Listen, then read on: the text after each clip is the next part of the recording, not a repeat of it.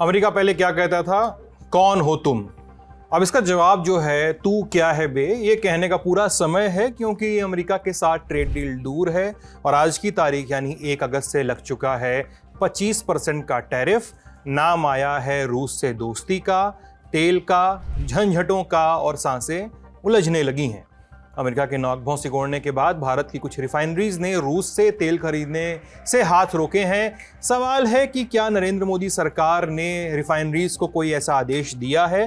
सरकार की सफाई है और क्यों अमेरिका को इस तेल की फिसलन कुछ ज़्यादा ही महसूस हो रही है? और अगर रूस नहीं तो क्या है भारत के लिए तेल के विकल्प? आज इस पे बात करेंगे, साथ में चर्चा होगी अनिल अंबानी से जुड़े केस की। नमस्ते, हम सिद्धांत और आप देख रहे हैं ललन टॉप का डेली फाइनेंशियल बुलेटिन खर्चा पानी। Brought to you by Sharda University, where the software engineer meets the cool UI UX designer. The world comes together at Sharda University. अब तक आप सुनी चुके होंगे कि भारत जो है वो रूस से जो कच्चा तेल खरीद रहा है वो अमेरिका की आंख में चुभ रहा है और इसका और कुछ अन्य कारणों का हवाला देते हुए इसके साथ अमेरिका ने भारत पर 25% का टैरिफ लगा दिया। टैरिफ ऐसा लगा कि लिस्ट बन गई, भारत पर लगा तो लगा, बांग्लादेश और पाकिस्तान पर भी लगा, लेकिन भारत से कम लगा। अब बिजनेस स्टैंडर्ड की रिपोर्ट कह रही है कि भारत की कुछ ऑयल रिफाइनरीज ने रूस से कच्चे तेल की खरीद में अचानक ब्रेक लगा दिया है।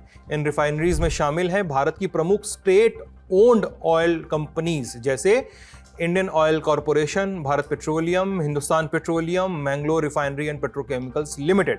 खबरें कहती हैं कि इन कंपनियों ने रूसी कच्चे तेल की नई खरीद को अस्थायी रूप से रोका है। बीते 1 हफ्ते से इन कंपनियों ने रूसी कंपनियों को, रूसी तेल उत्पादकों को कोई नया ऑर्डर प्लेस नहीं किया है, जबकि पहले ये कंपनियां रूस से भर भर कर तेल खरीद रही थी। हालांकि इस बीच निजी रिफाइनरीज जैसे रिलायंस इंडस्ट्रीज और नायरा एनर्जी, जो रूसी ऑयल कंपनी रोजनेफ्ट की सहायक है, ये सब अभी भी अपने पुराने कॉन्ट्रैक्ट के तहत ही लगातार ऑयल खरीद रहे हैं रूस से। अब सवाल है कि ये स्टेट ओन्ड रिफाइनरीज ने ऐसा किया क्यों? इसके जवाब हैं 2। पहला जवाब, डिस्काउंट में भारी गिरावट। अब आपको पता ही है कि साल 2022 में रूस ने यूक्रेन पे हमला किया। इसके बाद पश्चिमी देशों के प्रतिबंधों से बचने के लिए रूस ने भारत को कच्चा तेल भारी छूट पर बेचना शुरू किया, लेकिन अब ये छूट लगभग खत्म होती दिख रही है। पहले रूसी तेल अंतर्राष्ट्रीय दरों के मुकाबले 8 से 10 डॉलर प्रति बैरल सस्ता मिलता था। बल्क में खरीदेंगे तो मिला जुला के बहुत ज्यादा छूट आपके हिस्से आएगी, लेकिन अब ये अंतर 8 से 10 डॉलर से गिर के सिर्फ 2 से 3 डॉलर तक रह गया है। भारत की कंपनियों को ये ऊंट के मुंह में जीरा जैसा लग रहा है, खासकर तब जब भारत ने अमेरिकी दबाव के बाद भी रूस से तेल खरीदना जारी रखा है। अब दूसरा जवाब, यूएस का प्रेशर। भारत पर टैरिफ लगाने के बाद डोनाल्ड ट्रंप बार बार सोशल मीडिया पर लिख रहे हैं कि भारत रूस से तेल खरीदता है, इसलिए अब हम उस पर टैरिफ लगा रहे हैं, पेनाल्टी भी लगाएंगे, ऐसा भी उन्होंने कहा था सोशल मीडिया पे। अब ये भी लिखा कि अमेरिका के टैरिफ लगाने के बाद भारत और रूस दोनों अपनी डेड इकोनॉमीज को लेके बैठे रहेंगे और मुमकिन है कि भविष्य में भारत जो है वो पाकिस्तान से तेल खरीदे। जाहिरन ट्रंप नहीं चाहते कि भारत रूस से तेल खरीदे। ग्लोबल मार्केट और ग्लोबल पॉलिटिक्स के इस प्रेशर के बीच कंपनियां थोड़ा वेट एंड वॉच करना चाह रही हैं। सवाल उठता है कि क्या भारत सरकार ने ऐसा करने को कहा है? भारत सरकार ने साफ कहा है कि उसने तेल कंपनियों को रूस से तेल खरीदने से मना नहीं किया है, ऐसा कोई आदेश जारी नहीं किया है। ये निर्णय कंपनियों का स्वतंत्र व्यापारिक फैसला है। वित्त मंत्रालय और पेट्रोलियम मंत्रालय ने भारत सरकार की तरफ से कोई आदेश जारी होने की खबरों को भ्रामक बताया है, लेकिन 1 अगस्त को ही भारतीय विदेश मंत्रालय ने पत्रकारों को संबोधित किया और इस पूरे मसले पे ये बयान दिया। जहां तक ऊर्जा जरूरतों की सोर्सिंग की बात होती है, उस पे हमारा जो ब्रॉड अप्रोच, मतलब जो हमारा अप्रोच और रवैया है, उससे आप भली भांति अवगत हैं कि जो बाजार में, अंतर्राष्ट्रीय बाजार में जो तेल मिलता है, किस भाव पे मिलता है, और उस समय या इस समय जो भी वैश्विक माहौल है, इसको लेके हम इस पे निर्णय करते हैं। अब इस पूरे घटनाक्रम के परिणामों पर चर्चा करते हैं। साल 2022 के बाद से रूस भारत का सबसे बड़ा तेल आपूर्तिकर्ता बन गया था। वो भारत की कुल कच्चे तेल की जरूरत का लगभग 35% हिस्सा देता है। अब 2025 की पहली छमाही में निजी कंपनियों ने इस आपूर्ति का 60% हिस्सा खरीदा, जबकि शेष 40% हिस्सा जो था वो राज्य कंपनियों ने लिया। अब राज्य कंपनियों वाला हिस्सा गिरा हुआ है, यानी कुल जो शेयर है रूसी तेल का वो भी गिरने वाला है। सवाल है कि रूसी तेल के बिना भारत करेगा क्या? ऊर्जा जरूरतें पूरी करने के लिए वैकल्पिक स्रोतों पर अधिक निर्भरता बढ़ सकती है। यदि रूस फिर से डिस्काउंट बढ़ाता है या अमेरिका की नीति में नरमी आती है तो भारत फिर से रूसी तेल की ओर लौट सकता है। लेकिन मुमकिन है कि भारत रणनीतिक रूप से खुद को नए विकल्पों के लिए तैयार करे। क्या हो सकते हैं ये विकल्प? राज्य स्वामित्व वाली रिफाइनरी अब स्पॉट मार्केट यानी तुरंत खरीद वाली मंडियों में झुकाव दिखा सकती हैं। वे अबू धाबी की मुर्बन ग्रेड और पश्चिमी अफ्रीका जैसे क्षेत्रों से कच्चा तेल खरीद सकती हैं। हालांकि ये विकल्प महंगा होगा। एक और ऑप्शन है जो थोड़ा सा प्रॉब्लमेटिक है, वो ऑप्शन है ईरान। अभी भारत ईरान से कच्चा तेल नहीं खरीदता है। साल 2019 में अमेरिका ने प्रतिबंध लगा दिए थे। भारत ने ईरानी तेल आयात पूरी तरह से तब बंद कर दिया था। हालांकि अतीत में ईरान भारत के प्रमुख तेल आपूर्तिकर्ताओं में से एक रहा है। प्रतिबंध से पहले भारत ने ईरान से लगभग 2.5 करोड़ टन कच्चा तेल जो है वो इंपोर्ट किया था, जो कुल इंपोर्ट जो वॉल्यूम था उसका 10% था। तो क्या हम ये कह सकते हैं कि भारत के लिए रूस की जगह ईरान एक अच्छा विकल्प हो सकता है कच्चा तेल खरीदने के लिए? जवाब है हाँ, ईरान भारत के लिए प्रैक्टिकल और आजमाया हुआ विकल्प हो सकता है। पहले भी खरीदते रहे। ईरान कच्चे तेल की अच्छी गुणवत्ता के साथ भौगोलिक रूप से हमारे करीब भी है, जिससे ट्रांसपोर्ट की लागत भी कम होगी। लेकिन दिक्कत वही है, अमेरिका का मसला। अगर भारत ईरान के साथ साझेदारी करता है तो वो भी अमेरिका की आंखों में खटकेगा। तो यहां भी मसला रुपए पैसे की गणित से ज्यादा डिप्लोमेसी का हो जाएगा।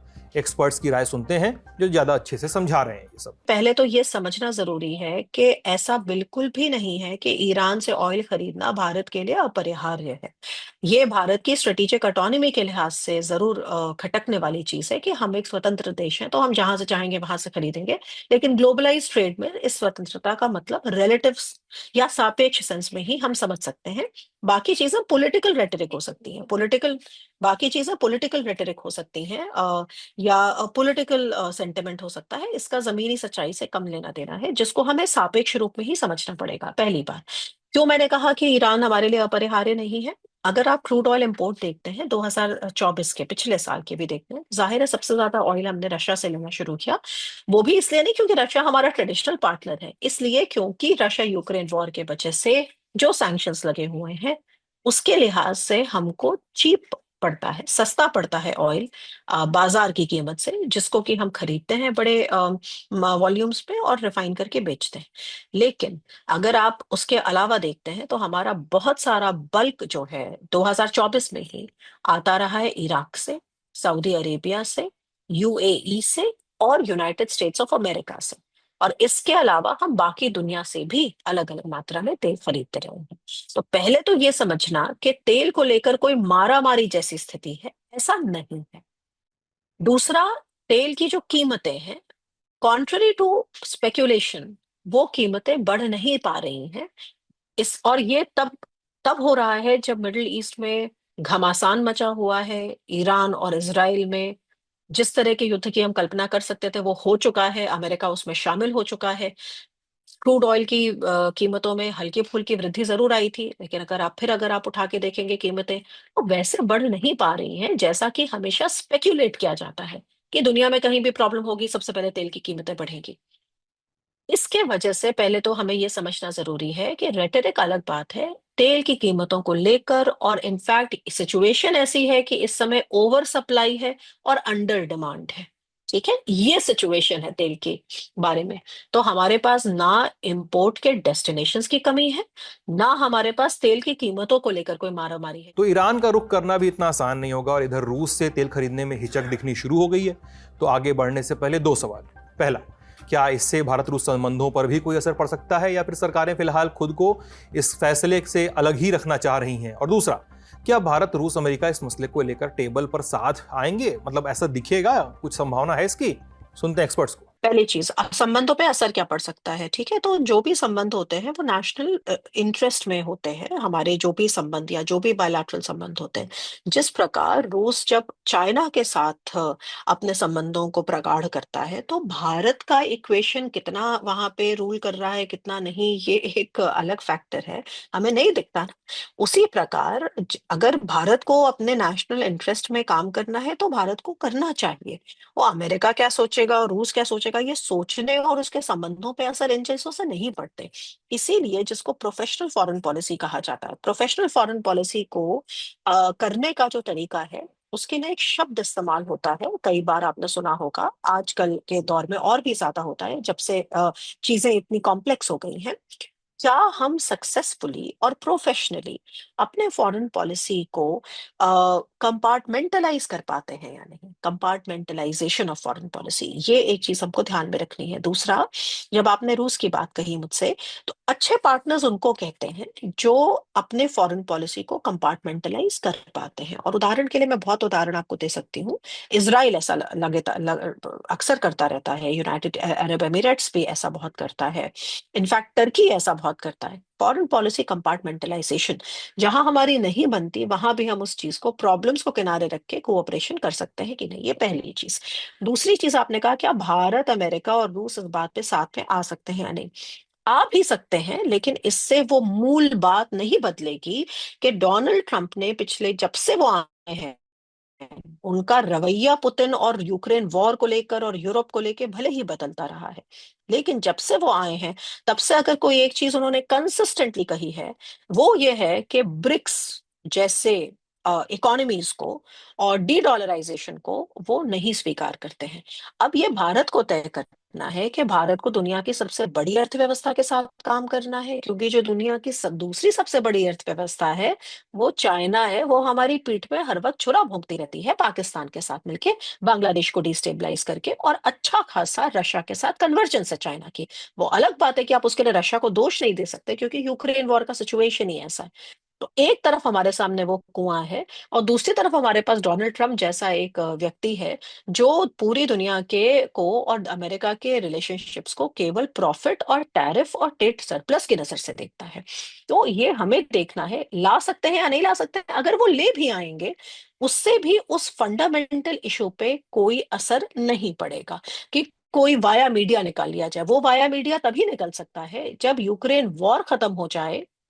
तो अगर इंडिया इसमें कुछ कर सकता है, अगर इंडिया का कोई स्किन इन द गेम है, तो वो ये कि वो अपने डिप्लोमेटिक चैनल्स की और अपने दोस्तियों की, जो पुतिन जी के साथ मोदी जी की दोस्ती है, उसका इस्तेमाल करके उनको इस बात के लिए कन्विंस करें कि भाई आप ये वॉर खत्म करिए। ये वैसे ही 3 साल से चल रही है, 3.5 साल से आप इतना ही अगर ले पाए हैं लैंड, तो उसी पे बात खत्म करिए, ठीक है।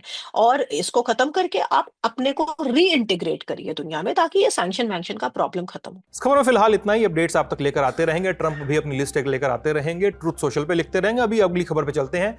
प्रवर्तन निदेशालय यानी ईडी ने रिलायंस ग्रुप के चेयरमैन और एमडी अनिल अंबानी को 3,000 करोड़ रुपए के लोन फ्रॉड मामले में समन जारी किया है। ईडी उनसे 5 तारीख को यानी 5 अगस्त को पूछताछ करेगी।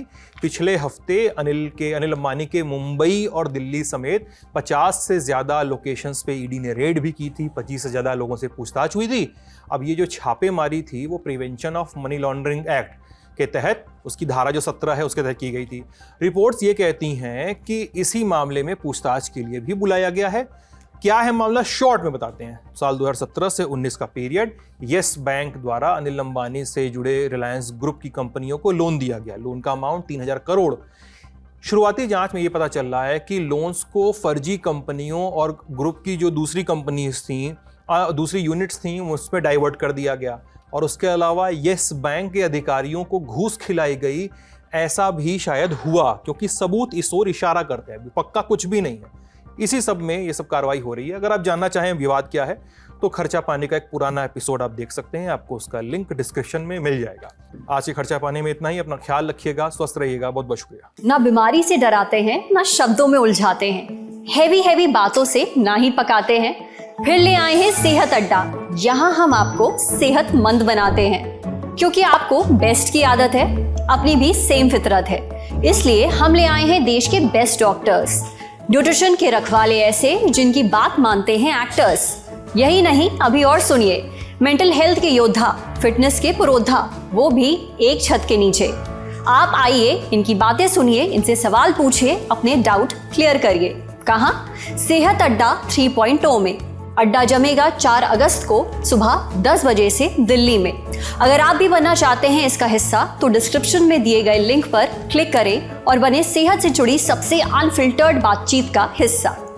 London Top Sehat Adda 3.0, powered by a CSR initiative by USV, your reliable healthcare partner, co-powered by Subharti University and New India Assurance.